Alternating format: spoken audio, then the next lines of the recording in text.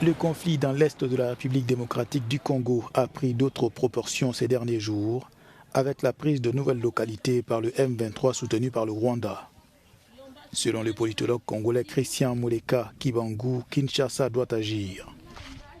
Kinshasa peut utiliser l'accord de Washington pour donner un rôle de pression à Washington, et je crois que le gouvernement a beaucoup attendu du médiateur américain, espérant que l'intérêt de l'accord économique pousserait Washington à faire pression sur Kigali. Aujourd'hui, Kinshasa a moins de marge de manœuvre sur le 1-23, à part probablement l'hypothèse d'un dialogue national inclusif que Kinshasa a toujours boudé jusqu'à récemment, et qui est l'initiative portée par les évêques.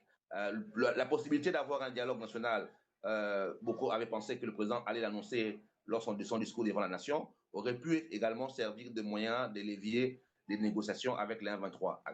Sauf si, d'un point de vue militaire, Kinshasa pouvait exercer un rapport de force. La prise d'Ouvira, très proche du Burundi, soulève des questions quant à un possible embrasement régional, évoqué d'ailleurs par Christian Moleka Kibangu. Il y a une possibilité d'embrasement régional. Le Burundi a fait le choix de soutenir l'armée congolaise parce que c'était un choix de raison. Vous avez des rebelles burundais, Red Tabara, qui sont dans le sud Kivu et qui sont pratiquement en alliance avec les mouvements pro-rwandais, dont le Rwanda. On connaît l'hostilité entre les deux pays, et donc la possibilité pour certains d'utiliser les rebelles pour déstabiliser l'autre. Et donc entrer au Congo pour le Burundi, c'était en même temps définir une forme de zone de sécurité en combattant aux côtés du Congo et en réduisant la capacité de nuisance des Red Tabara qui pouvaient déstabiliser le pays.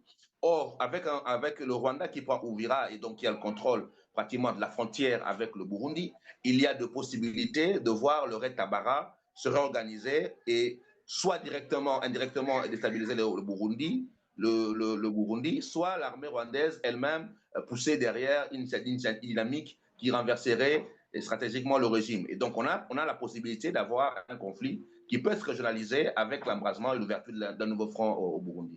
Les combats pour le contrôle d'Ouvira ont causé plus de 400 morts et déplacé environ 200 000 personnes, selon les autorités locales.